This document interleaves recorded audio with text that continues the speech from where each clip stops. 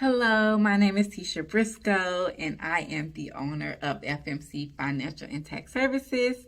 FMC stands for Finance My Community, and what we do is we provide professional services to individuals and businesses who need help preparing their tax returns but cannot afford an accounting. And what we do is we don't charge any money up front. We simply just take our small fee from their refund.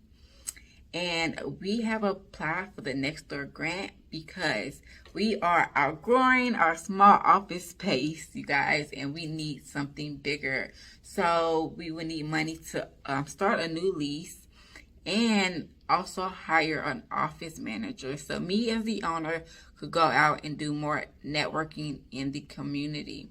Okay. Also, we would love to host future financial literacy workshops, so the minorities in Houston, Texas can see a way out as far as going to school, buying a new home, or saving for retirement. We would love to educate them for free, you guys, and we could use the grant to assist us with that goal. So we just want to say thank you for listening, and we hope to see you guys on the other side. Bye.